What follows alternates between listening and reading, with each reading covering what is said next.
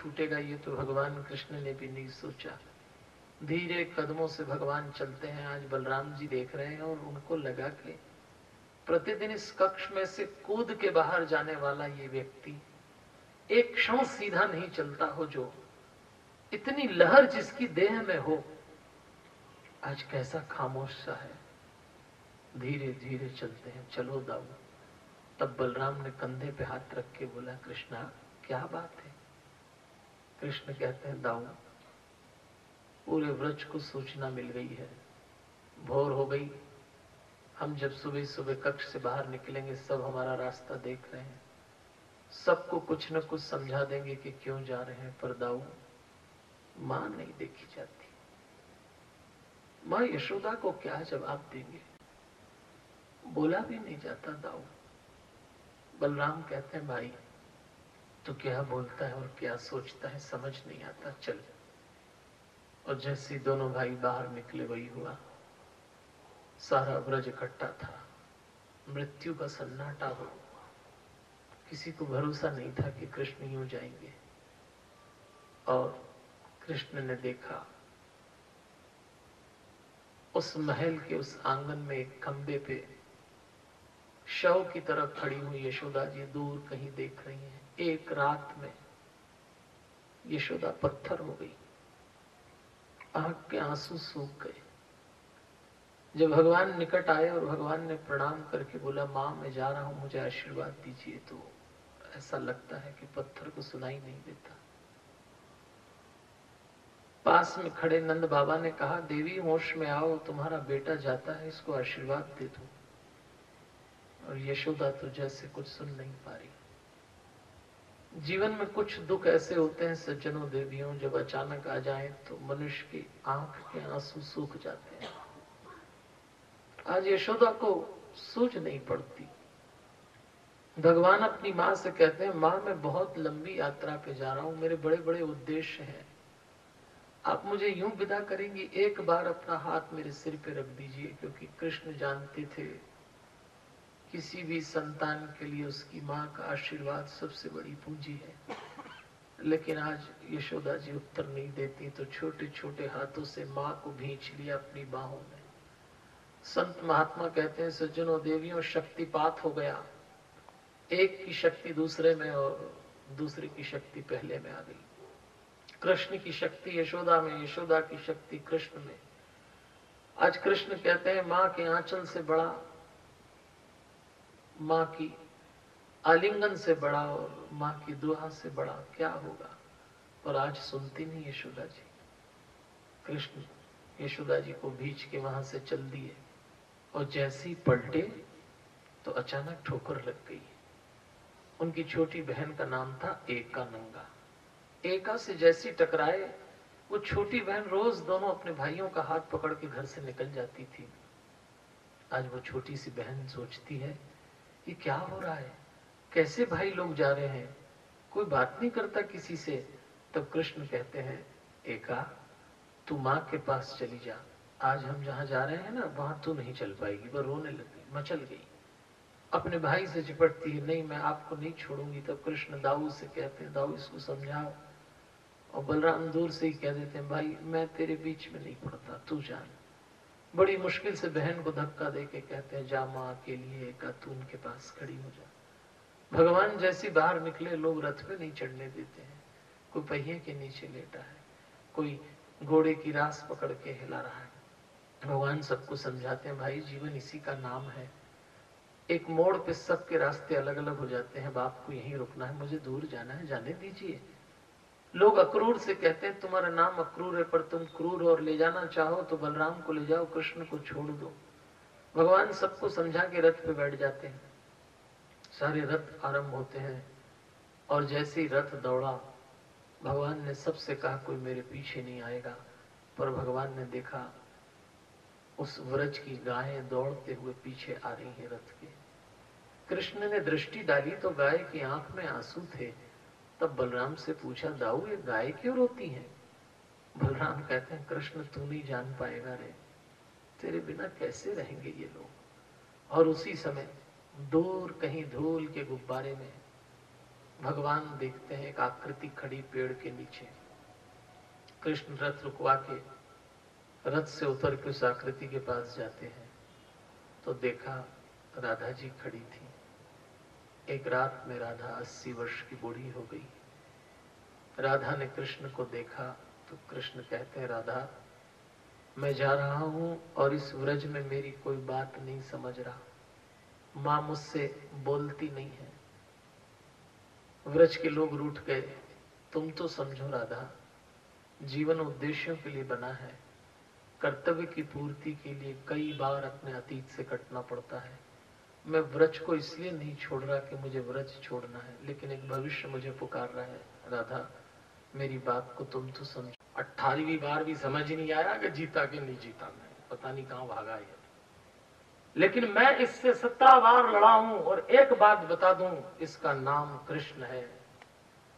ये बिना किसी काम के कहीं जाता नहीं और बिना लिए कहीं से आता नहीं है। ये आया है तो कुछ न कुछ करके जाए, खाली नहीं आया। अरे लोगों ने कहा यहां क्या करेगा आके, मानने को तैयार नहीं रुक्मी और शिशुपाल, हम सब निपट लेंगे, इससे कुछ नहीं होने वाला है। सब अपनी अपनी व्यवस्था में लग गए। दूल्हा शिशुपाल अकेला बैठा तो बूढ़ा जरासंध उसके पास आके बोला, बेटा शिशुपाल मैं बूढ़ा हो गया इससे लड़ते लड़ते, एक बात बताऊं, तेरी तो शादी होने से रही, मुझे दिख गया, तू अब भी समझ ले। उसको नहीं समझ में आता। भगवान पहुंच गए रथ लेके। बार बार भगवान वो पत्र खोलें क्योंकि उसमें रुक्मणी जी ने लिखा था कि जब आप आएंगे तो मैं देवी की पूजा के लिए इस तरह से दास दासी सैनिकों के साथ आऊंगी। जब मैं पूजा करके बाहर आऊं तो आपको संकेत दूंगी, आप रथ लेके आइए, मैं जो ऊंचे स्थान पे रहूंगी, मैं आपके रथ में बैठूंगी और आप मुझे लेके जाना। तो भगवान देख रहे थे कि मंदिर कहाँ है, होटला कहाँ है, सैनिक कहाँ है। भगवान बार बार पढ़े तो बलराम जी ने कहा, क्यों रे छोटे, ये बार बार चिट्ठी क्या खोलता है, जो आ गए तो आ गए यहाँ। बोले नहीं दाऊ, इसी में तो लिखा है, कहाँ मिलेगी, कहाँ दिखेगी, कहाँ से लेंगे। दाऊ ने कहा, तेरी होने वाली घरवाली बड़ी समझदार है, सब पहली योजना बना के दे दी। पर दाऊ बहुत पसंद हुए कि तुझे ठीक ही मिल रही है, ऐसी मिलना थी तेरे को। और भगवान तैयारी करते हैं। आज हमारी माँ रुक्मणी अपनी सखी सहेली सुरक्षा अधिकारियों के साथ, सेविकाओं के साथ आई है। मेहंदी वाले पैर हैं, रुंझुन पायल बज रही है, कंकड़ बजते हैं, 16 श्रृंगार में मैया आई, प्रवेश करती हैं। देवी के मंदिर में दर्शन करके जब बाहर आई, अचानक अपना घूंघट हटा दिया। जैसे उनका घूंघट हटा, राज स्त्री जब घूंघट हटाए तो दास दासी को यह आदेश था कि गर्दन नीची करना है, आंख बंद करना है। सबने आंख बंद करके नीची की। मैया की जो बिंदिया की जो चमक थी इतनी दूर तक चमकी कि भगवान ने दाऊ से कहा कि बस इस चमक का ही इशारा था। कण कण बजे, भगवान को सुनाई दिया। रुंझुन पैर वाले आमंत्रण भगवान को दिखाई देते हैं। बस भगवान रथ में बैठे, रथ दौड़ के आया है। मैया ने हाथ बढ़ाया, भगवान ने हाथ लिया, हाथ को पानी बोलते हैं, भगवान ने ग्रहण किया। बस यहीं से पानी ग्रहण हुआ। सदैव सदैव के लिए हमारे माता पिता जो मिले हुए हैं, आज भगवान लक्ष्मी नारायण मिल गए। भगवान ने कुदाया मैया को, रथ में बैठाया और कहा, यह स्थान सदैव सदैव से आपके लिए सुरक्षित है, बैठिए। और एकदम रथ दौड़ाया और जैसे रथ दौड़ाया सूचना मिल गई, अपहरण हो गया, राजकुमारी को यदुवंशी लेके भाग गया। दौड़ो दौड़ो, भगवान ने कहा, दाऊ तुम इनको संभालना, मैं तो चला। और दाऊ ने कहा, जा छोटे मैं खड़ा हूं। तब तक तो लौ आए हैं। भगवान बलराम के भरोसे छोड़ के चल दिए। बलराम जी ने मार काट मचाई, सारी सेना भगा दी। जरासंध बोला, देखो मैंने कहा था ये होके रहेगा। शिशुपाल बावला हो गया। तब तक तो रथ पे बैठ गया रुक्मी और पीछे दौड़ता है अपनी बहन के रथ के, और बीच जंगल में जाकर हमने कल चर्चा की थी। भगवान श्री कृष्ण एक ऐसे अवतार हैं जिन्होंने अपने विभिन्न स्वरूपों का अपने भक्तों के लिए खूब उपयोग होने दिया। संभवतः ऐसे अवतार दूसरे नहीं हैं। कल हमने उपासना रूप में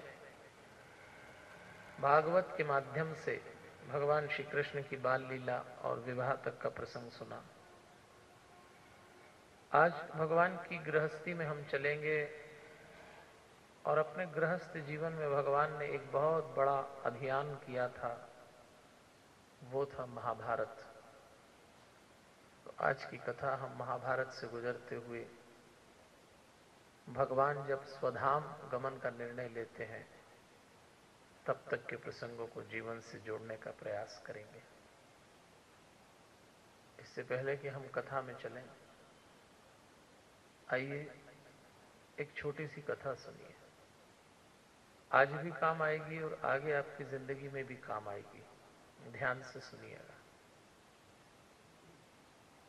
कैसे हम किसी के जीवन को जब देखते हैं तो अधिकांश मौकों पर देख के निर्णय लेते हैं, और सच तो यह है कि जो दिखता है वो होता नहीं है और जो होता है वो देखा नहीं जाता। आइए एक छोटी सी घटना। एक दिन रुक्मणी देवी ने अपने पति श्री कृष्ण जी से कहा कि पास के गांव में एक संत आए हैं और उन्होंने उपवास किया है। आज वो उपवास पूरा कर रहे हैं। मैं उनको भोग देने जाना चाहती हूं, लेकिन एक बाधा आ गई कि नदी में बाढ़ है और मैं जा नहीं पा रही। आप कुछ उपाय करिए। भगवान ने अपनी धर्मपत्नी से कहा, ऐसा करो देवी, नदी के पास जाना और भाव और श्रद्धा से अपना सिर झुका के कहना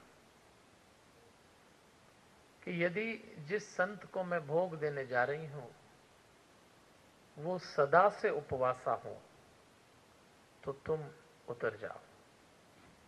रुक्मणी जी को बड़ा आश्चर्य हुआ कि मैं स्वयं जिसको भोग देने जा रही वो सदा से उपवासा कैसे हो सकता है। लेकिन चूंकि पति ने कहा था तो जाके नदी के पास कहा उन्होंने कि देवी, जिनको मैं भोग देने जा रही हूं वो संत यदि सदा से उपवासा हो तो तुम उतर जाओ। और नदी उतर गई, उनको भोग दिया। जब लौटने लगी तो नदी में फिर से बाढ़ आ गई।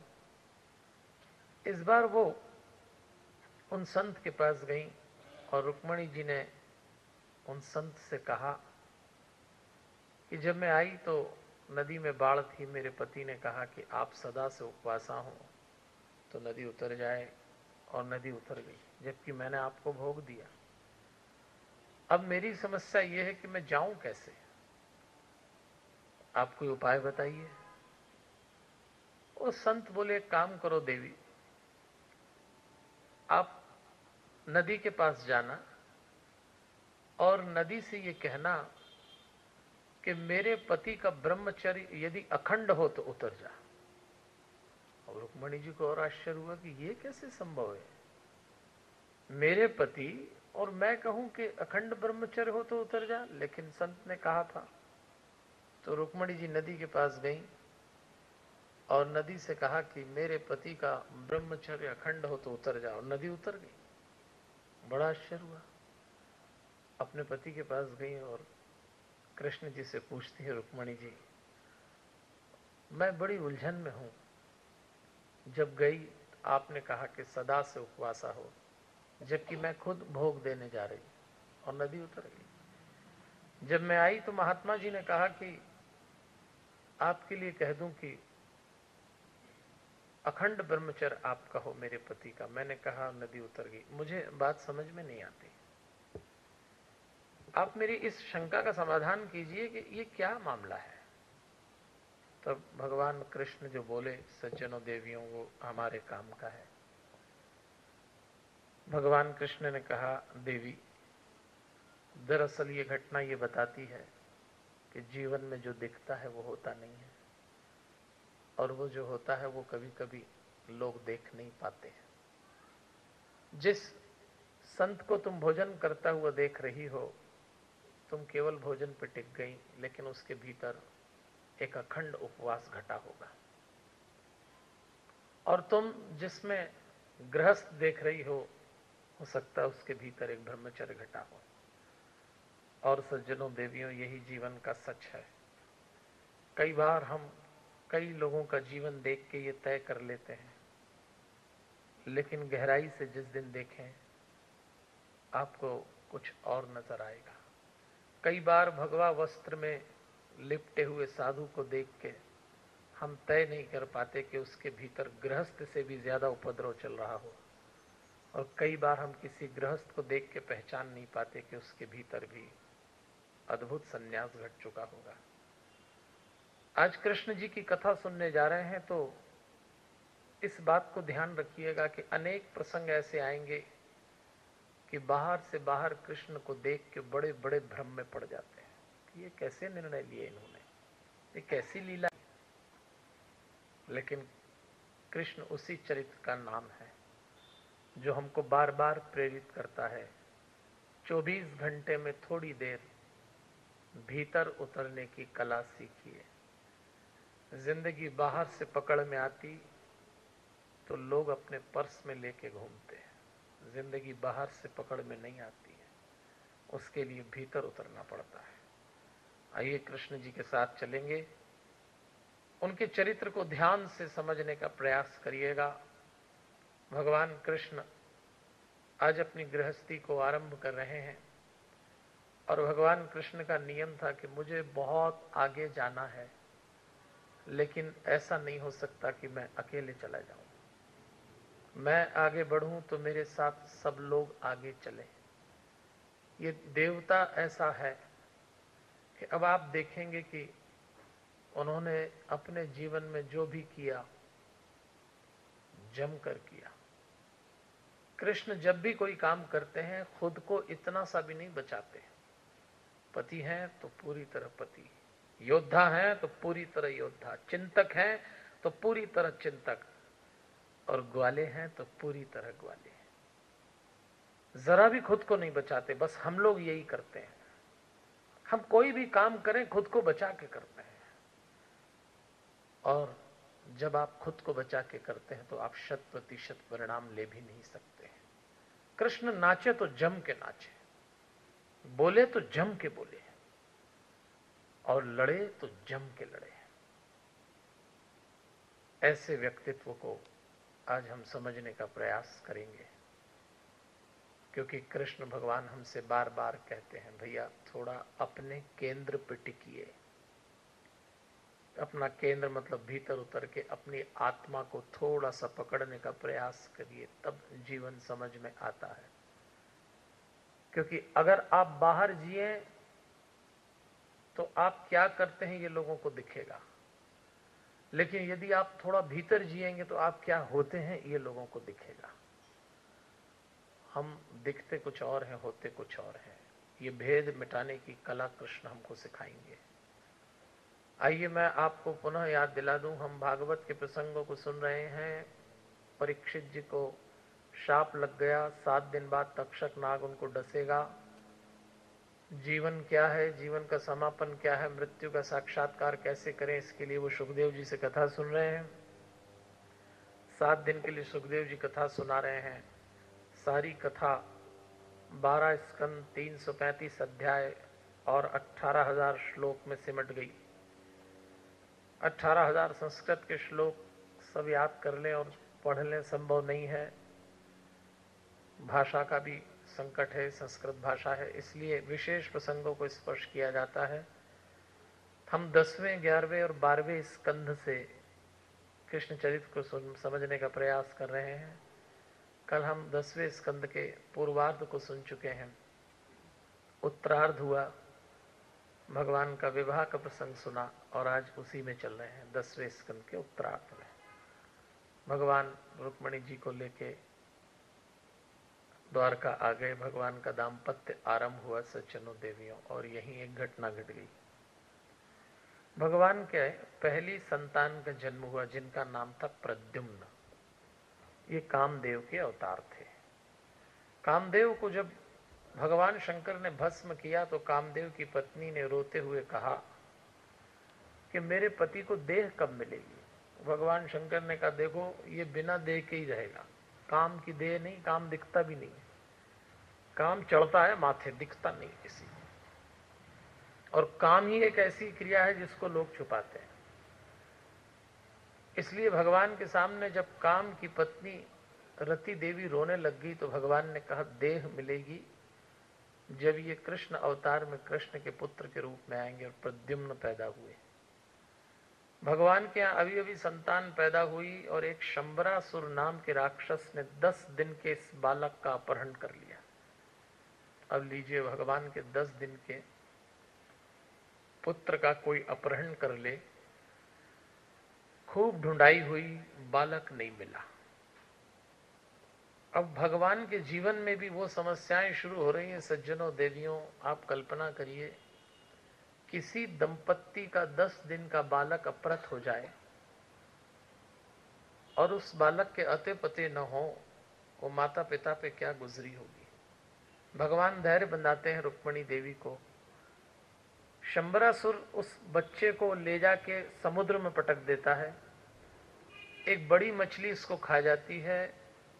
उस मछली को शंबरासुर की रसोई में लाया जाता है, उसको काटते हैं। रसोई बनाने वाली मायावती नाम की स्त्री, रति देवी ही थी, उन्होंने देखा, उस बालक का लालन पालन करके बड़ा करके अपना परिचय दिया कि आप और मैं पति पत्नी के रूप में हैं, और तब दोनों लौट के आए। देखिए सज्जनों, देवियों, भगवान के पुत्र लौट के आए और भगवान की गृहस्थी में ऐसा कहते हैं कि प्रत्येक रानी से 10 पुत्र हुए थे। 16,108 विवाह किए भगवान ने, और प्रत्येक रानी से 10 पुत्र हुए, तो बहुत बड़ा कुनबा था उनका। भागवत में तो लिखा है कि भगवान के बच्चों को पढ़ाने के लिए जो शिक्षक आते थे उनकी संख्या थी 3,88,00,000। आप सोचिए कितना बड़ा कुनबा संभालते थे। लेकिन एक बात भगवान ने सिखाई, चाहे वो प्रद्युम्न हो, चाहे वो सांब हो, उनके बेटे, भगवान ने बच्चों के लालन पालन में वो सारी गरिमा बनाए रखी जो किसी भी माता पिता से अपेक्षा की जाती है। एक बात भगवान सिखाते थे, सांब ने, जब भगवान का बेटा एक सांब था जिसका जन्म हुआ था जाम्बवती से, भगवान का बेटा सांब एक दिन भगवान के सामने प्रस्ताव रखता है कि मुझे एक कन्या पसंद है, उसका नाम है लक्ष्मणा। कन्या थी दुर्योधन की। अब देखो आप, भगवान के सामने कोई कम समस्याएं नहीं आती। उसको भी एक ही मिली पूरी दुनिया में, दुर्योधन की। और दुर्योधन को जब पता लगा कि कृष्ण का बेटा मेरी कन्या से विवाह करना चाहता है, तो बंदी बना लिया। तब बलराम गए और छुड़ा के लाए। तो भगवान कृष्ण ने कहा कि देखो, अगर युवती को युवक और युवक को युवती पसंद है और दोनों परिपक्व हैं, तो ठीक है, दुर्योधन की वंश की कन्या है, पर ठीक है, ले आइए। कितना विपरीत कृष्ण को जीवन में देखना होगा, लेकिन अपने पुत्र का मान रखने के लिए उस प्रस्ताव को स्वीकार करते हैं। वो कहते हैं दोष दुर्योधन में है, उसकी पुत्री हमारे घर आएगी बहू बन के, हम अपने में ढाल लेंगे, ये तो संसार में चलता रहेगा। एक बात कृष्ण हमको सिखाते हैं, जब हम माता पिता की भूमिका में हो तो न्यायाधीश कभी न बन जाए। कई माता पिता आज भी ये भूल कर जाते हैं कि वो न्यायाधीश बन जाते हैं। और आप में से कभी किसी का संबंध न्यायाधीश से रहा हो तो आपको याद हो कि न्यायाधीश लोगों को एक बात सिखाई जाती है, उनको किसी से संबंध नहीं रखना, वो निष्पक्ष रहेंगे। इसीलिए बार बार यदि आप देखें, हर 2-3 साल में न्यायाधीश का स्थानांतरण भी होता है और उनका सार्वजनिक जीवन बहुत ही संकुचित होता है, क्योंकि न्याय नहीं कर पाएंगे। और उनको ये सिखाया जाता है कि आपको न्याय करना है तो कानून के आधार पे, पक्ष और विपक्ष के आधार पे करना है। पर माता पिता के मामले में भगवान कहते हैं ऐसा नहीं होना चाहिए। माता पिता न्यायाधीश बन के संतान का लालन पालन नहीं कर सकते। घर परिवार में अनेक विचार के, अनेक शैली के और अनेक संस्कार के बच्चे होते हैं, सबको एक नियम से नहीं लादा जाता। कभी आपने कथा सुनी हो, बड़ी सुंदर कथा है। एक बाप के 2 बेटे थे। बड़ा बेटा बड़ा परिश्रमी और बाप का कहना मानता, और छोटा बेटा अपनी मनमर्जी से जीता। जब दोनों बड़े हुए तो पिता को लगा कि मतभेद अधिक होंगे, तो अपनी संपत्ति का बंटवारा कर दिया। बड़े ने पिता की आज्ञा मान के उस संपत्ति को और बढ़ाया और बढ़ाया और बढ़ाया। छोटे ने कहा कि मुझे आपके साथ नहीं रहना, तो शहर चला गया। और उसने शहर में जाके वो सारी संपत्ति अपनी जीवन शैली के अनुसार जी के बर्बाद कर दी। और एक दिन नौबत आई कि 2 वक्त की रोटी भी उसको नहीं मिलती। ये सूचना पिता को मिली। पिता शहर गया और उस बच्चे से कहा जो हो गया सो हो गया, चलो वापस, अब मिलके फिर नया जीवन शुरू करते हैं। जब वो उस अपने छोटे पुत्र को उसके परिवार के साथ लाया तो गांव वालों ने बड़े पुत्र को सूचना दी कि देखो तुम्हारे पिता उसको ले आए, जबकि वो छोड़ के चला गया था। तुम अपने पिता का इतना कहना मानते हो, इतनी सेवा करते हो, तुम उनके साथ रहते हो, पर देखो उसको लेके आ गए। जरा कहानी सुनिएगा सज्जनों देवी। उस बाप ने अपने बड़े बेटे से एक बात कही कि बेटा, तुमने कभी एक चित्र देखा है? संभवतः तो आप लोगों ने भी देखा होगा वो चित्र, कि गडरिया जब भी भेड़ चराने जाता है, और आपने कभी गडरिये का चित्र देखा हो तो सदैव गडरिये के कंधे पे एक भेड़ पड़ी रहती है। ये उस चित्र का आइकॉन है। ऐसा क्यों होता है? उस बाप ने अपने बड़े बेटे से पूछा कि तुमने देखा है कि जब गडरिया भेड़ चराने जाता है और जब लौट के आता है तो जो कमजोर भेड़ होती है, जो थक गई होती है, किसी कारण से अगर उसके पैर में कांटा चुभ गया होता है तो छोड़ के नहीं आता जंगल में, वो अपने कंधे पे रख के उसको लौटा के लाता है। बेटा, मैं बाप हूं, मैं न्याय नहीं कर सकता कि उसने दोष दिया तो दंड मिला। मुझे कहीं ना कहीं पक्षपात करना पड़ता है। संतान के कमजोर होने के दुर्गुणों को दूर करने के लिए मैं न्यायाधीश नहीं बन सकता। ये अदालत नहीं होती, घर। जिन्होंने घर को अदालतों की तरह चलाया वो घर टूट गए। घर में कई समझौते, कई संस्कार पुनर डालना पड़ते हैं। बस उस बाप ने कहा, ये एक टूटी टांग की घायल भेड़ है, मैं कंधे पे रख के लाया हूं, मेरा और तुम्हारा दायित्व है। आज भगवान भी हमको यही सिखाते हैं। मेरी प्रत्येक पुत्र में कोई गुण था, कोई दोष था, लेकिन इसका ये अर्थ नहीं कि मैं छोड़ दूं। अगर उसको पसंद है लक्ष्मणा तो मैं प्रस्ताव स्वीकार करता हूं। कृष्ण हमको ये बताते हैं कि माता पिता होने का अर्थ एक बहुत बड़ा दायित्व है। केवल स्त्री और पुरुष के मिलन की घटना का नाम संतान उत्पन्न करना नहीं है। कई चुनौतियों का सामना करना पड़ता है, बस ऐसे भगवान की गृहस्थी आरंभ होती है सज्जनों देवियों। और एक दिन भगवान के जीवन में एक अलग ही घटना घट जाती है। भगवान ने देखा कि भगवान के राज्य में एक सत्राजित नाम के सज्जन थे, सूर्य के उपासक। सूर्य ने प्रसन्न होकर उनको एक मणि दी, जिस मणि का नाम था स्यमंतक मणि। रोज 8 बार सोना उगलती। सत्राजित के पास इतना सोना हो गया, इतनी संपत्ति हो गई कि एक दिन भगवान ने सत्राजित से कहा, राजकोष को धन की जरूरत है और आप अकेले व्यक्ति के पास इतना धन है, थोड़ा असंतुलन हो रहा है। एक काम करिए ना, ये मणि राजकोष को दे दीजिए तो द्वारका के राजकोष के पास धन होगा। हमको कई व्यवस्थाएं करना पड़ती हैं। सत्राजित ने मना कर दिया कि मेरी निजी संपत्ति। भगवान ने कहा, आपकी इच्छा। और सत्राजित के एक भाई का नाम था प्रसेनजित। प्रसेनजित ने एक दिन वो बिना बताए भाई को मणि ली और शिकार खेलने चला गया। शिकार में एक बाघ ने उसको मार डाला, मणि कहीं खो गई। अब सत्राजित ने कहा कि मेरा भाई भी नहीं मिल रहा और मणि भी चली गई, ये काम जरूर कृष्ण ने किया है। और कृष्ण जी के ऊपर हत्यारा और चोर होने का कलंक लग गया। लोग चर्चा करने लग गए। पूरी द्वारका में कानाफूसी हो गई कि क्या कृष्ण ने हत्या कर दी, क्या कृष्ण ने मणि चुरा ली। लोग आपस में बात करने लग गए। और सज्जनों देवियों, किसी को भी बदनाम करना बड़ा आसान है।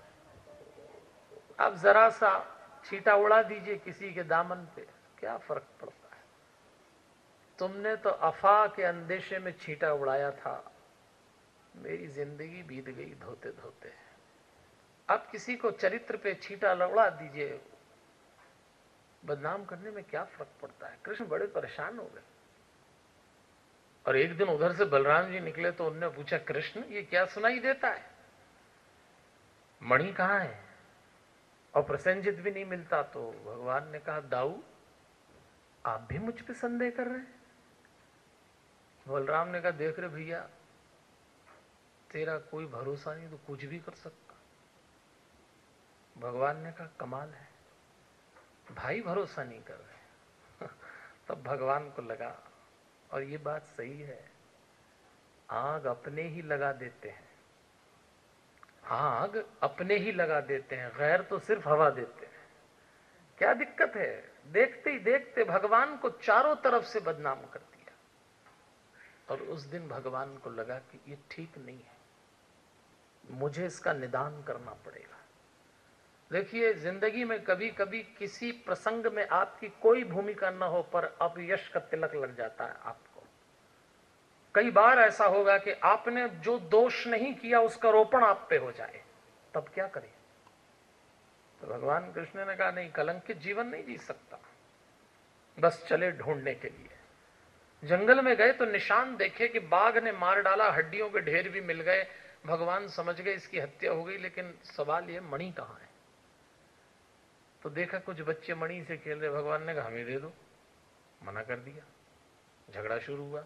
भीतर से गुफा में से निकल के आए जामवंत। ये वही जामवंत है जो जामवंत भिड़ गए, और दोनों में इतना युद्ध हुआ, इतना युद्ध हुआ कि भगवान ने जामवंत की इतनी जम के पिटाई की, इतनी जम के पिटाई की कि कोटा पिटा। जामवंत जब खड़ा हुआ तो उसने कहा देवता आप हैं कौन, मुझ जैसे को मार दिया। भगवान कृष्ण ने अपना परिचय दिया तो जामवंत ने माथा ठोका, चरणों में गिर गया। ये क्या किया नाथ? आपने जब राम अवतार लिया मैं आपका सेवक था, आपने कृष्ण अवतार लिया तो मुझे मारा क्यों? पहले ही परिचय दे दिया होता आपने। भगवान ने मुस्कुराते हुए कहा जामवंत ये भी जरूरी था। देखो बेटा, राम अवतार में तुमने मेरी शक्ति पे संदेह किया था, और ये सच है। राम जी बहुत सीधे साधे सज्जन व्यक्ति थे, और जब रावण से युद्ध आरंभ हुआ तो जामवंत ये देखते कि जब भी मौका आता रावण को मारने का, भगवान उससे कहते ले भैया तू धनुष उठा ले। एक बार तो रावण के धनुष गिर गया तो श्री राम ने अपना धनुष नीचे करके कहा रावण धनुष उठा लो। सबने कहा मारिए भगवान इस समय, नहीं मारा। एक बार तो रावण मूर्छित हो गया तो भगवान उसके सारथी से बोले राम भैया इसको ले जाओ कल लाना। ये कोई बात हुई? और एक बार तो हद हो गई, जामवंत ने देखा कि रावण ने कहा कि हमारा आपका निर्णय हुआ कि युद्ध एक भी दिन नहीं रुकेगा, लेकिन मेरे सारे रिश्तेदार भाई बंधु मारे जा रहे, मैं श्राद्ध करना चाहता हूं, एक दिन के लिए रोक दें युद्ध। रावण को लगा नहीं मानेगा, लेकिन राम ने उल्टे एक पत्र भेज दिया रावण को कि रावण मैं बहुत दुखी हूं कि आपके भाई बंधु मारे जा रहे हैं, मैं और मेरा भाई लक्ष्मण आपके किसी भी काम आ सकें तो प्रस्तुत है। कभी न रोने वाली उस दिन रावण की आंखों में आंसू आ गए कि किससे भिड़ा मैं। लेकिन जामवंत को लगा कि ये है डरपोक, और ताकत इनमें नहीं है, ताकत है हनुमान में, ताकत है सुग्रीव में, ताकत है अंगद में, ताकत है लक्ष्मण में, ये ऐसे ही ढीले ढाले हैं। तो भगवान कृष्ण कहते हैं बेटा एक जन्म बाद तुझे मैंने बताया कि मुझ में कितनी ताकत है। उस दिन समझ में आया जामवंत को। और भगवान हमको भी समझाते हैं कि भगवान संदेह का विषय कभी नहीं है सज्जनों दे दियो। हाँ, भगवान जिज्ञासा का विषय है। आप भगवान पे डाउट मत करना, आप भगवान पे जिज्ञासा जरूर कर सकते हैं कौन है कैसे है। तो भगवान ने कहा मुझ पे संदेह किया मेरी शक्ति पे, तो एक जन्म बाद तुझे बताया। जामवंत हाथ जोड़ के खड़े हो गए, और जामवंत कहते हैं भूल तो हो गई नाथ, ये आपकी मणि लो और आपसे मेरा एक निवेदन है। भगवान ने कहा बोलो। बोले मेरी एक बेटी है उसका नाम है जाम्बवती, आप उससे विवाह कर लीजिए। अब लेने गए, मणि मिल गई घरवाली, भगवान का दूसरा विवाह हुआ। पहला रुक्मणी जी से, दूसरा जाम्बवती से लेके आ गए।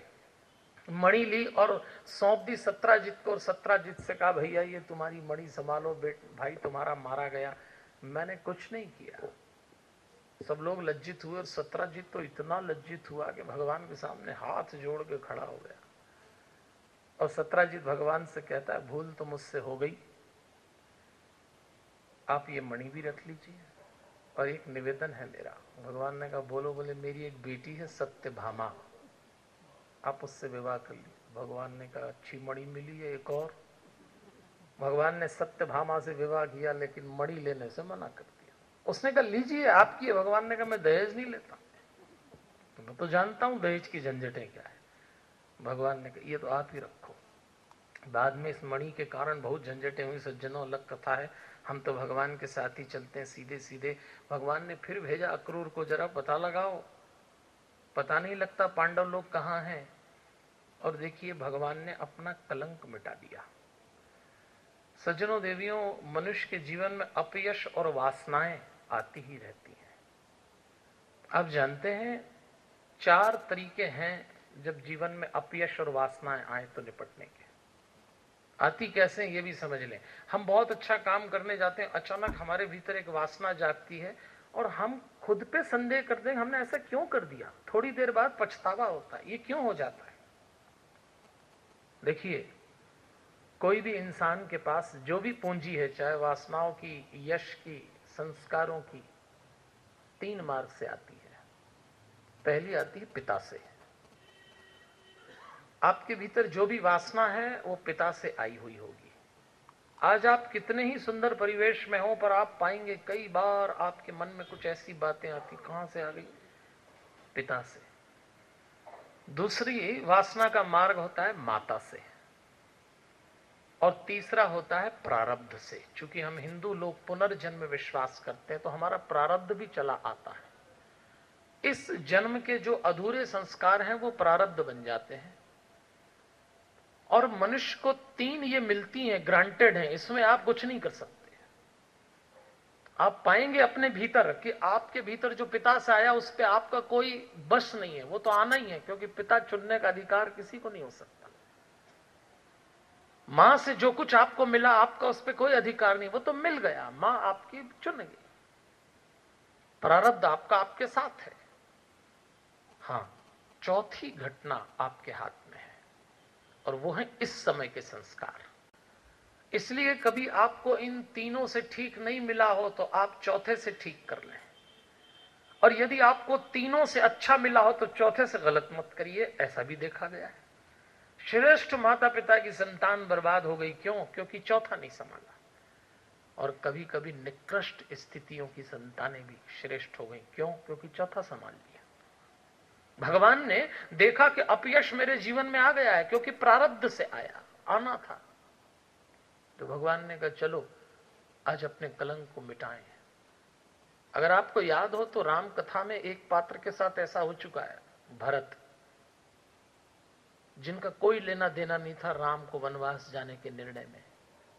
केकई और मंथरा की राजनीति से भरत को ज्ञात भी नहीं था, लेकिन जब राम वन को चले गए और भरत आए तो लोगों ने कहा देखना, अगर ये कौशल्या के महल में गए तो समझ लो कि भरत की भूमिका नहीं इसमें, लेकिन अगर ये केकई के महल में गए तो इस षड्यंत्र में इसका भी हाथ है। अब देखिए आप कैसा जीवन चलता है। भरत चले, सारा उजाड़ अयोध्या देखा तो भरत अपने भाई शत्रुघ्न से कहते हैं भैया कुछ ठीक नहीं लग रहा है, एक काम करें, सबसे पहले चलें भैया राम के पास। ऐसा भाई नहीं, जो खलनायक था वो नायक हो गया। तो ऐसी स्थितियां तो कई बार हमारे जीवन में आएंगी। भगवान सेमंतक मणि का अपना कलंक मिटाते हैं। भगवान के 2 विवाह हो जाते हैं। देखिए सज्जनों देवियों, भगवान का तीसरा विवाह जब सत्यभामा जी से हुआ तो भगवान ने एक दिन अर्जुन के साथ घूमते हुए एक स्त्री को पूजा करते देखा, तो पूछा ये कौन स्त्री है?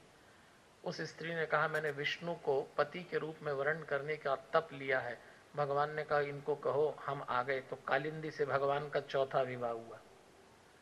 फिर भगवान का 5वां विवाह मित्रविंदा नाम की राजकुमारी से। उनने भगवान को पत्र लिखा मित्रविंदा ने कि मेरे पिता ने, मेरे भाइयों ने एक ऐसी तपस्या करके एक हट कर लिया है कि मेरा विवाह अनुचित व्यक्ति से करा रहे हैं। तो भगवान गए और मित्रविंदा को लेके आए।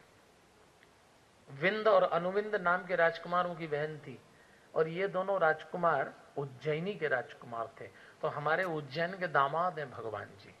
देखो भगवान ने उज्जैन का 3 बार नाम लिया है। जिस नगर से मैं आया हूं उस नगर के जमाई राजा हैं, वहां की राजकुमारी लेके आए, और दूसरा पढ़ने भी गए। भगवान 3 बार याद करते हैं, आगे भी याद करेंगे भगवान उज्जैन की राजकुमारी को। पर भगवान का 6वां विवाह सत्या रानी से हुआ, 8वां विवाह भद्रा से हुआ, 7वां भद्रा से और 8वां लक्ष्मणा से। इन सभी राजकुमारियों ने कहीं न कहीं कृष्ण को यह सूचना दी कि हमारा विवाह अनुचित व्यक्ति से हो रहा है। कृष्ण कोई अपहरण करने किसी का नहीं गए, लेकिन बार बार कृष्ण ये कहते थे। अब भगवान के 8 विवाह हो गए ठीक ठाक, गृहस्थी चल रही भगवान की। लेकिन एक दिन ऐसी घटना घटी सज्जनों देवियों कि भगवान अपने कक्ष में बैठे थे और कुछ लोग मिलने आए। तो भगवान ने उनसे पूछा कि क्या बात है। तब उन्होंने कहा कि आपने समूचे आर्यावर्त में धर्म की संस्थापना करने का व्रत लिया है। हम लोग प्राग्ञ ज्योतिषपुर से आए हैं। प्राग्ञ ज्योतिषपुर राज्य के राजा का नाम है भौमासुर, उसको नरकासुर भी कहते हैं। इस व्यक्ति ने अपनी जेल में, अपने कारागृह में संसार भर के राजाओं को पराजित करके उनकी स्त्रियों को उठाया है। और जिस कारागृह में 5000 लोग बंदी नहीं रह सकते, उसमें इसने 16,100 स्त्रियों को बंदी बना के रखा है। प्रतिदिन उनका शोषण करता है, उन पर अत्याचार करता है। कोई छुड़ाने वाला नहीं है। हमने सुना है आपने शपथ ली है, हमने सुना है आप दुष्ट राजाओं का उन्मूलन करने निकले हैं। क्या आप जानते हैं नारी जाति पे इतना बड़ा अत्याचार हो रहा है? भगवान कृष्ण ने अपने सेनापति को देखा, सात्यकी को, और कहा ये क्या सूचना है? तुरंत यदुवंश की सेना तैयार की जाए, हम आक्रमण करेंगे। सेनापति सात्यकी भगवान से कहते हैं आज आक्रमण नहीं हो पाएगा, हमारी सेना उतनी बलशाली नहीं है। और सच बात तो यह है कि इस समय बलराम जी द्वारका में नहीं है और उनके बिना युद्ध नहीं लड़ पाएंगे, क्योंकि युद्ध तो योद्धा बलराम ही लड़ सकते थे। कोई सोच भी नहीं सकता था कि कृष्ण युद्ध भी लड़ेंगे। पर कृष्ण ने कहा आज का युद्ध सैन्य बल से नहीं, मनोबल से लड़ा जाएगा। सेना तो इसी समय चलेगी। उद्धव, सत्यभामा भी साथ में गई। भगवान ने चुनौती दी। प्राग्ञ ज्योतिषपुर का राजा बड़ा दुष्ट और लेकिन बलवान था, भौमासुर, आया मैदान में। उसने तलवार निकाली, भगवान तलवार से लड़े। उसने गदा निकाली, भगवान गदा से लड़े। उसने मल्ल युद्ध किया, भगवान ने मल्ल युद्ध किया। और देखते ही देखते भगवान ने ऐसा युद्ध किया कि जिसने देखा उसने कहा इतना कोमल व्यक्तित्व, इतना सुंदर व्यक्ति, ऐसा घोर योद्धा हो सकता है, किसी ने कल्पना नहीं की। पर कृष्ण तो जो करते थे जम के करते। उस दिन दांतों तले उंगली दबा ली उद्धव ने कि ये जिसकी उंगलियां लाल लाल हो जाती केवल इस बात से कि उसने बंसी पकड़ ली। इतने सुंदर थे हमारे कृष्ण, इतने कोमल थे। लेकिन आज तो उद्धव को लगा कि ये भी लड़ सकता है। और भगवान ने भौमासुर का वध कर दिया। उसके बेटे भगदत्त को बुलाया और कहा मैं तेरा राजतिलक करता हूं। वो रोने लग गया, उसको लगा मुझे मारेंगे। भगवान ने कहा देख मुझे तेरे पिता की सत्ता नहीं चाहिए, मैं तो तुझे राजा बनाता हूं, मेरा वैर तेरे पिता से था। और भगवान ने उद्धव से कहा जाओ उद्धव, उन स्त्रियों को मुक्त कर दो। उद्धव मंत्रियों को और सैनिकों को लेके गए और उद्धव ने आदेश किया कि जेल के द्वार खोल दिए जाएं। जेल के द्वार खोल दिए गए और सूचना दी गई कि आप सभी स्त्रियां मुक्त कर दी गई। लेकिन उद्धव आश्चर्यचकित हो गए जब देखा कि कोई भी स्त्री उस कारागृह से बाहर नहीं आती। तो उद्धव ने सैनिकों से पूछा कि जब जेल के द्वार खोल दिए गए तो ये बाहर क्यों नहीं आती? तब मंत्रियों ने उनको बताया महाराज ये द्वार तो रोज खुलते हैं, प्रतिदिन ये स्त्रियां जानती हैं कि द्वार खुलने पे कुछ स्त्रियों को उठा लिया जाएगा, राजा नरकासुर के आदेश से इनको भोगा जाएगा, ये शोषित होंगी, प्रताड़ित होंगी। ये इतनी भयभीत है कि आज किसका क्रम है, डर के दुबक गई है, ये बाहर नहीं आती, इनमें प्राण ही नहीं है, इनका जीवन निचोड़ लिया गया है, ये क्या बाहर आएंगी महाराज? ये तो जेल के द्वार खुलने पे और भयभीत हो जाती है। तब उद्धव को लगा ये क्या हो गया। तब उद्धव ने जोर से घोषणा की कि आप सब सुन लीजिए, मैं कृष्ण का सखा, कृष्ण का मंत्री और दूत बन के सूचना दे रहा हूं, भौमासुर मारा गया और आप सब स्त्रियां मुक्त कर दी गई हैं, आप अपने अपने घर जाने के लिए स्वतंत्र हैं। और देखा उद्धव ने कि एक जन सैलाब टूटा है, भेड़ बकरियों की तरह स्त्रियां दौड़ी, जिसको जहां जगह मिली भाग चली। बस उद्धव ने भगवान को नमन किया, आपने नारी जाति पे बड़ा उपकार किया, ये आज मुक्त होकर अपने घर जा रही हैं। उद्धव भगवान को प्रणाम करते हैं, लौट के आके सूचना देते हैं, सब स्त्रियां मुक्त कर दी गई। और जब भगवान दूसरे दिन चलने की तैयारी करते हैं तो भगवान को फिर सूचना दी जाती है कि आपसे कुछ स्त्रियां मिलना चाहती हैं। भगवान ने कहा अब क्या है? तब अनेक स्त्रियां आई और कहती हैं हम उन सारी स्त्रियों की प्रतिनिधि बन के आई हैं, जब हम अपने घर गए तो हमारे घर वालों ने हमको स्वीकार नहीं किया। हमसे कहा गया तुम पतिता हो, भोग्या हो, अप्रत हो, तुम किसी के कारागृह में रह के आई हो। हम भी किसी की पत्नी, किसी की माँ, किसी की बेटी, किसी की बहन थी, पर हमारे सारे रिश्ते आज स्वीकार नहीं किए गए। कल तक हम जेल में थी, आज सारी दुनिया हमारे लिए जेल हो गई, कहां जाएं हम? सत्यभामा सोचने लगी ये क्या करेंगे, क्या घर घर छोड़ने जाएंगे? उद्धव चकित हो गए, भगवान कृष्ण सुनने लग गए। और ये सच है सज्जनों देवियों, आज भी हमारे देश में पुरुष कई कई दिन बिना बताए चला जाए, कोई प्रश्न नहीं करेगा, लेकिन स्त्री कुछ समय बिना बताए कहीं चली जाए और कहीं भले घर की स्त्री को जेल काटना पड़े, सारा समाज उसको नकार देता है। कभी कभी तो लगता है औरत के लिए जमाना कभी नहीं बदला, न तब न अब। भगवान सोचने लगे, एक ऊंचे स्थान पे खड़े हुए कृष्ण और इतनी जोर से घोषणा की उन्होंने कि आप सब देवियों, वसुदेव पुत्र कृष्ण की आज एक बात सुन लो। इस समाज में किसी भी स्त्री के लिए जो सबसे मान्य संबोधन है, किसी भी स्त्री के लिए जो सबसे सम्मानित रिश्ता है, वो किसी की धर्म पत्नी, किसी की भार्या होना है।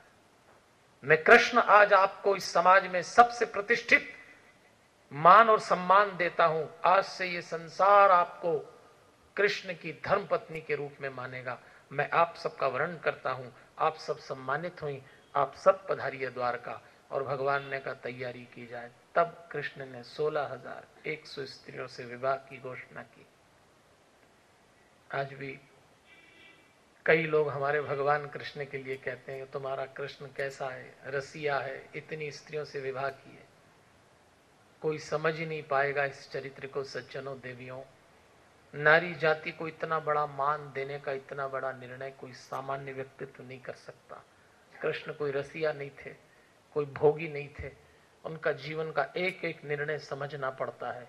जिस समय स्त्रियां प्रताड़ित हो रही थी, मान और सम्मान उनके लिए केवल एक स्वप्न था, उस समय कृष्ण ने उनको यथार्थ का परिचय दिया। इसलिए ये अवतार बड़ा अद्भुत अवतार है सज्जनों देवी। और इस कृष्ण को जिन इतने सुंदर दिखते, स्त्रियां एक झलक पाने के लिए बेताब थे। कृष्ण को देखने के बाद पुरुष ये भान भूल जाता था कि मैं पुरुष हूं, उसका स्त्रीण चित्त जाग जाता था, इतना सुंदर था। जहां से निकलते लोग उनको निहारते, सारा सौंदर्य उन पे न्यौछावर था। ऐसे कृष्ण का एक भी विवाह शांति से नहीं हुआ। सोचो जरा कितना जीवन का विवाह, जिसपे सारी दुनिया न्यौछावर, एक भी विवाह, हर एक विवाह में कुछ न कुछ झंझट हुई उनकी, सीधे हुआ ही।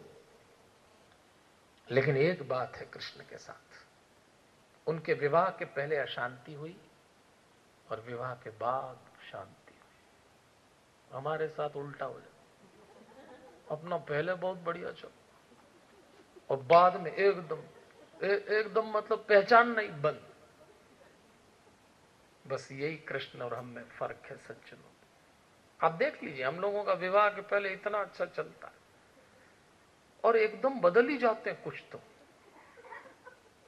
हमारे एक मांगीलाल नाम के पहचान का आदमी है, उसका विवाह हुआ चंचला से, लेकिन पहले से परिचय था, पति पत्नी में होता है परिचय। तो विवाह के पहले दोनों एक दूसरे से परिचित थे, और परिचित थे तो एक बार कहीं मिले, एक मकान की छत पे गए, चांदनी रात थी, चांद उगा हुआ।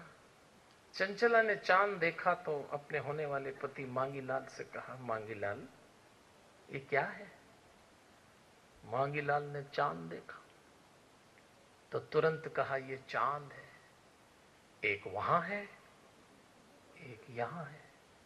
चंचला बड़ी प्रसन्न हुई, इतने कवि हृदय से मेरा विवाह होने जा रहा है, मेरा तो जीवन धन्य हो गया। अच्छा, शादी के पहले तो चांद सितारे बाग बगीचे नदी तालाब ही दिखते हैं, रोटी दाल आटा तो बाद में नजर आता है। तो दोनों बड़े प्रसन्न, और चंचला ने कहा मैं तो धन्य हो गई। शादी हो गई, 1 साल बीत गया, फिर चांदनी रात आई, फिर छत पे चढ़ गए, फिर चांद उगा। फिर चंचला ने पूछा, मांगीलाल जी ये क्या है? मांगीलाल ने एकदम देखा, बोले अंधी हो गई क्या, दिखता नहीं तेरे को? चांद है, तेरे पिताजी खड़े हैं टॉर्च लेके, और डांट दिया। बोलो, ऐसा बदल जाता है इंसान। लेकिन आज भगवान सिखा रहे हैं, भैया दाम्पत्य बहुत बड़ा दायित्व होता है, ये हर एक के वश में नहीं होता। एक दिन भगवान के साथ एक और सुंदर घटना घट गई। बढ़िया काम चल रहा भगवान का, सब कुछ अच्छा, लेकिन रुक्मणी जी ने एक दिन भगवान से बातचीत की और कह दिया, आपसे मैंने विवाह किया, आपकी इतनी सारी जिम्मेदारियां निभाई, और बोलने लग गई कुछ, और बोलते बोलते इतना बोल गई कि भगवान को लगा कि रुक्मणी जी को अहंकार हो गया। भागवत में इस प्रसंग को रुक्मणी अभिमान प्रसंग के नाम से जाना गया है। अभिमान हो गया उनको कि मैं पटरानी हूं, सारी व्यवस्थाएं करती हूं, ये तो भागते फिरते हैं, न कुछ काम न धाम, इसका काम आया तो इसके लिए चल दिए, दुनिया भर के युद्ध लड़ते हैं, सारा काम मैं करती हूं। और पूछते पूछते इतना जब बोल गई तो भगवान को लगा कि देवी को अहंकार हो गया। और भगवान भक्त के अहंकार को बिल्कुल स्वीकार नहीं करते। एक जगह भगवान भक्त से भेद रखते हैं, इसीलिए भगवान ने तो कहा है भक्त का अहंकार भगवान का भोजन होता है, इसको भोजन बताया गया। भक्त के अहंकार को भगवान का भोजन कहा है शास्त्रों ने, वो खा जाता है। आपको याद हो कि हमारे यहाँ साधु संतों को, विद्वानों को, गुरुजनों को हम लोग घर में बुला के भोजन कराते हैं। क्यों कराते हैं आप जानते हैं? पुरानी परंपरा है, इसलिए कराते हैं कि भगवान ने साधु संतों को एक आदेश कर रखा है कि तुम किसी गृहस्थ के घर भोजन करके आओ तो भोजन मत करना, उसका अहंकार और पाप खा के आना। इसलिए सामान्य रूप से कोई साधु संत हाँ नहीं करता, क्योंकि उसको मालूम है मैं भोजन नहीं कर रहा हूं, इस घर का पाप खाना है मुझको, परमात्मा ने यह आदेश दिया है मुझको इस घर का पाप खा के आना, अन्न खा के मत आना। तो भगवान को लगा ये मेरी घरवाली को आज अभिमान हो गया, तो बस भगवान तो अहंकार किसी का नहीं रखते, तो उनको लगा रुक्मणी जी का कैसे रखूं। तो भगवान ने भी तुरंत कह दिया, देवी एक बात सुनो, मुझे खुद समझ नहीं आता कि आपने मुझसे विवाह क्यों कर लिया। मैं तो ग्वाला था, भागता फिरता था, मेरे मित्र से ज्यादा शत्रु हैं, प्रातः काल पता नहीं कब घोषणा हो जाए युद्ध की, भाग रहा हूं, अभी भी अवसर है। मुझे याद है और आपको भी याद होगा, आपके स्वयंवर में संसार के सारे राजा आपसे विवाह करने के लिए उत्सुक थे, अभी भी पंक्तिबद्ध खड़े हैं, आप चाहें तो मैं आपको मुक्त करता हूं, आप पुनर्विवाह कर लें किसी से। बस भगवान ने जैसे ये संवाद बोला तो रुक्मणी जी कांप गई, इनको तो बुरा लग गया। अब घबराई रुक्मणी जी, भागवत में प्रसंग आता है, रोने लग गई। उनको लगा ये कुछ अति हो गई, और जैसे रुक्मणी जी रोई फिर भगवान घबराए कि और ये तो मैंने भी अति कर दी। जरा दाम्पत्य का प्रसंग सुनना, भागवत में आता है, ग्रंथकार को लिखना पड़ा। भगवान ने तुरंत रुक्मणी जी को मनाया, अरे देवी ये क्या कर रही है, आपने तो अन्यथा ले लिया, 2 बात आपने बोली, 2 हमने बोल दी, अब इसमें इतना बुरा। शुरुआत तो आपने की। पर भगवान रुक्मणी जी को समझाते हैं, अयम ही परमो लाभो ग्रहेशु ग्रह मेधिनाम। एक श्लोक आया है भागवत में, अयम ही परमो लाभे ग्रहेशु ग्रह मेधिनाम। देवी एक बात सुनो, हम जाते हैं, अयम ही परमो लाभो ग्रहेशु ग्रह मेधिनाम। एक श्लोक आया है भागवत में, अयम ही परमो लाभे ग्रहेशु ग्रह मेधिनाम। देवी एक बात सुनो, हम गृहस्थों के लिए ये परम लाभ है कि एकांत में अपनी अर्धांगिनी के साथ हास परिहास करते हुए समय बिता सकते हैं। यन नरमे नीते यामा प्रिया भीरुभामिनी, ये श्लोक लिखा है कृष्ण जी के मुंह से। ग्रंथकार ने बहुत बड़ा संदेश दिया है गृहस्थों के लिए, कि गृहस्थों के लिए ये शुभ घड़ी कि एकांत में अपने जीवन साथी के साथ हास परिहास से घड़ियां बिता ली जाएं। ये भगवान ने सूचना दी, जरा इस पे विचार करिएगा सज्जनों। हजारों साल पहले भगवान को ये मालूम था कि ये एकांत बिगाड़ने वाले आने वाले समय में, इसलिए सूचना दी उस समय, अयम ही परमो लाभ ग्रहेशु ग्रह मेधिना। भगवान कहते हैं एकांत में अपने जीवन साथी के साथ मनोविनोद करना चाहिए। अपन लोगों का उल्टा हो जाता, सबके सामने तो ठीक रहते हैं और एकांत हुआ नहीं कि पंगा शुरू हुआ नहीं। कुछ लोगों का तो 2-4 मिनट से ज्यादा चलता ही नहीं, वो तो हमको बोलते ही है। कई तो मेरे परिचित बोलते पंडित जी 5 मिनट में ही लफड़े शुरू, 5 मिनट से ज्यादा एकांत नहीं चलता। सबके सामने ठीक ठाक चलता है, लेकिन एकांत हुआ कि बिगड़ा। और भगवान कह रहे हैं क्या करना, यन नरमे नीते यामा प्रिया भीरु भामिनी। एकांत में अपने जीवन साथी से थोड़ा मनोविनोद करना चाहिए। इसलिए मेरा आपसे भी निवेदन है, हमारे भगवान ने जब कहते हैं कि एकांत में पति पत्नी मनोविनोद करें, इसका अर्थ ये होता है सुबह हो के शाम हो, अपनों से मिले के घरों से मिले, घर में हो के बाहर हो, जरा मुस्कुराइए। मैं नहीं कह रहा हूं, भागवत का श्लोक कह रहा है, यन नरमे नीते यमा प्रिया भीरु भामिनी। एक बार मुस्कुराइए ना आप लोग। तो मैंने तो कल आपसे बोला नहीं, पर आज तो भगवान के श्लोक के साथ बोलना पड़ेगा। और अभी मुस्कुराएं न मुस्कुराएं, उस समय जरूर मुस्कुराया करिए जब एकांत में जीवन साथी को देखें। एकांत में तो देखते ही 6 महीने की मुस्कुराहट गायब हो जाती कहीं।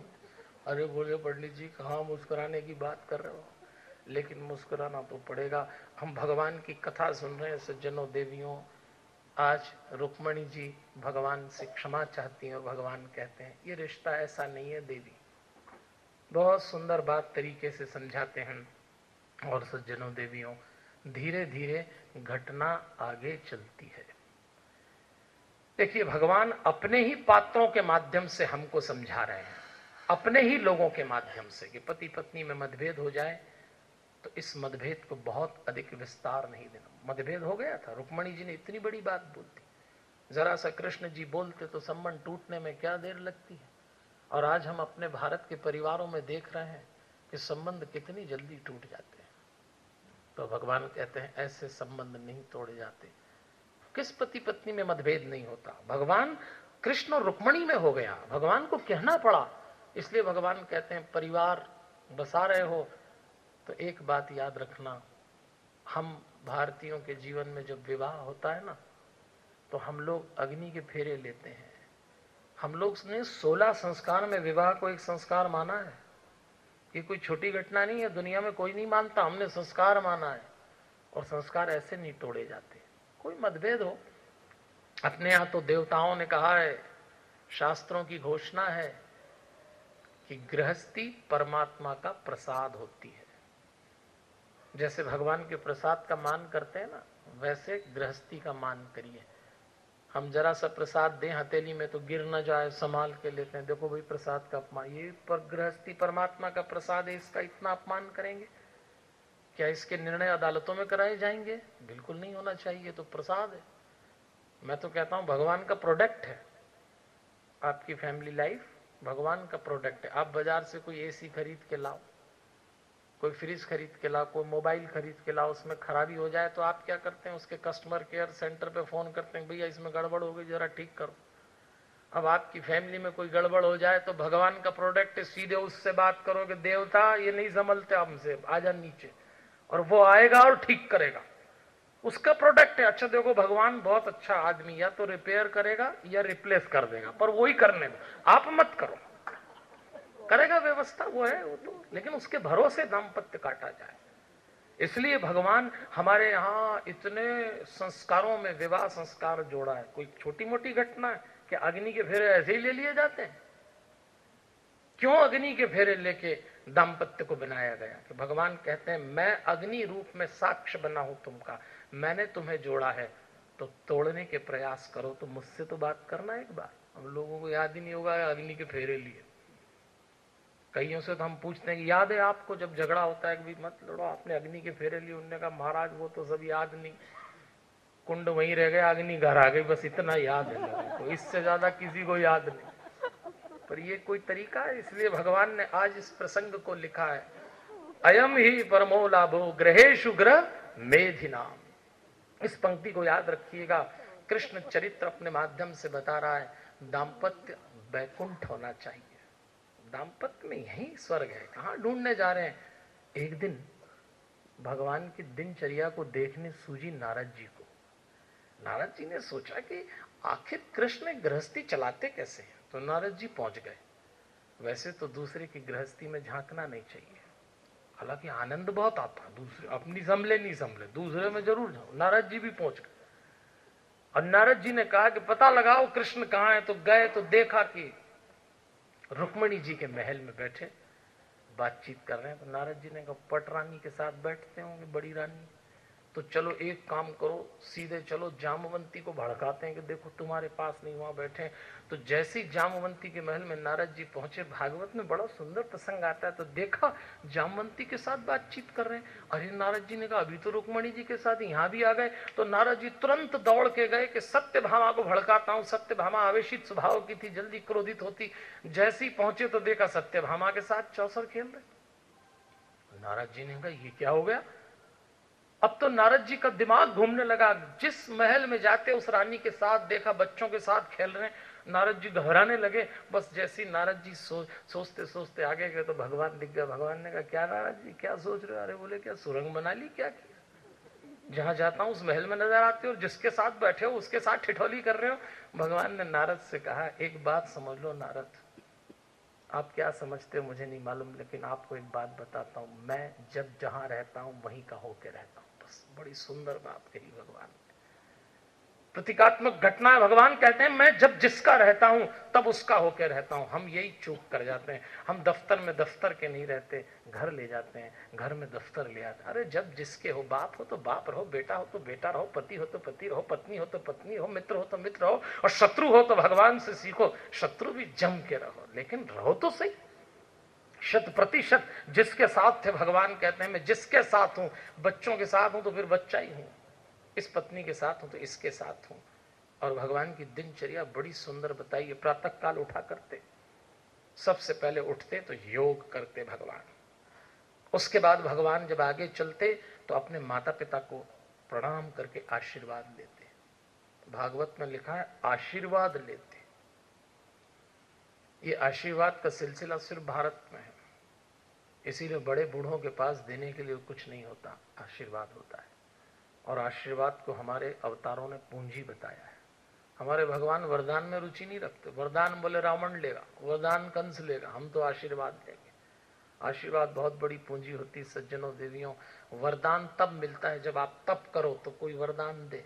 आशीर्वाद सिर्फ आप झुक जाओ और मिल जाता है। और माता पिता तो बिना झुके ही लुटाते रहते हैं। ये आशीर्वाद की पूंजी है, इसको हमारे पास रखना पड़ेगा। भगवान माता पिता का आशीर्वाद लेते हैं और भगवान आगे धीरे धीरे चलते हैं सज्जनों देवियों। भगवान के जीवन का क्रम लगातार चल रहा है, लगातार चल रहा है। एक दिन भगवान ने दाऊ से कहा कि दाऊ, पांडवों की सूचना नहीं मिलती है, धर्म की संस्थापना करना है, बेचैनी हो रही है, अत्याचारी राक्षस अत्याचार पे अत्याचार किए जा रहे हैं, धरती अकला रही है, कैसे करें। दाऊ कहा करते, देख रहे भैया शांति से क्यों नहीं रहता द्वारका में, तू क्यों उठा पटक करता है इतनी। पर भगवान कहते नहीं दाऊ, कुछ तो करना पड़ेगा, पांडवों का पता लगाना पड़ेगा, उनके बिना अभियान पूरा नहीं होगा। एक दिन भगवान को सूचना मिली कि द्रुपद देश के राजा की पुत्री द्रौपदी का स्वयंवर होने जा रहा है। संसार की अद्वितीय सुंदर स्त्रियों में से एक थी द्रौपदी। सारे राजा उससे विवाह करने चाहते थे। कहते हैं द्रौपदी जब चला करती तो उनकी देह से स्वतः ही सुगंध आती, कई फुलवारियां चल रही हों जैसे। सब राजा पहुंचते। भगवान को भी सूचना मिली स्वयंवर है, तो भगवान ने बलराम जी से कहा दाऊ द्रौपदी का स्वयंवर है, चलें। बलराम ने कहा अब और क्या रह गया रे भैया, तू फिर चला स्वयंवर में। अरे उसने कहा दाऊ इस बार स्वयंवर में भाग नहीं लेंगे, केवल देखने चलना। बलराम कभी सहमत नहीं हुए, लेकिन बिना कृष्ण के काम भी नहीं चला। जो कृष्ण ने चाहा वो बलराम से कराया। दाऊ ने कहा जब स्वयंवर में भाग नहीं लेना है तो क्यों चले तमाशे में, पर दाऊ चलना तो पड़ेगा। नहीं, मना कर देते। ऐसा कहते हैं कि बलराम जी तो इतने रूठते कि अपने महल में चले जाते। लेकिन क्या विश्वास था कृष्ण का कि रथ पे बैठते ना तो पलट के देखते भी नहीं कि दाऊ बैठे होंगे, मान के चलते कि बैठे होंगे, और जब उतरते तो भाई साथ में उतरते। ऐसा मतभेद इतना, लेकिन कभी अकेले नहीं गए। ले आए दाऊ, पहुंच गए दोनों भाई, स्वयंवर आरंभ, शर्त रखी। एक तेली पदार्थ में देख के ऊपर एक लकड़ी के यंत्र में मछली, उसकी आंख में निशान लगाना है, नीचे देख के। सारे राजा आए, दुर्योधन भी आया। दुनिया का सबसे श्रेष्ठ धनुर्धर कर्ण, दुर्योधन का मित्र, उसको लेके आया और उसने कहा, कर्ण देख, मुझे तो गदा के अलावा कुछ चलाना नहीं आता, लेकिन तू धनुर्धर है, ऐसा निशाना लगाना कि सीधे आंख में लगे और द्रौपदी तुझे वर लेगी और तू मुझे भेंट कर देना, इसलिए लाया। तो दुर्योधन की दोस्ती तो ऐसी होगी, भले लोगों से करोगे तो भले काम होंगे, गलत दोस्त है तो गलत ही सिखाएगा। लेके आया कर्ण को, सारे राजा आए, बैठ गए, स्वयंवर आरंभ हुआ, किसी का निशाना नहीं लगता, एक के बाद एक लोग हटते गए, एक के बाद एक हटते गए, और उसी समय कर्ण खड़ा हुआ। कर्ण ने जैसे ही तीर चलाने का प्रयास किया तो द्रौपदी ने विरोध कर दिया कि इससे मैं स्वीकृति नहीं देती, ये सूत पुत्र है, मुझे स्वीकार नहीं ये व्यक्ति। अगर स्त्री को स्वीकार नहीं, राजकुमारी को जिसका स्वयंवर हो रहा है, तो हटा दिया, कर्ण को अपमान हो गया। कर्ण, दुर्योधन ने कहा मैंने इसको अंगराज बनाया, बोले बनाया होगा, मैं स्वीकार नहीं करती, अपमान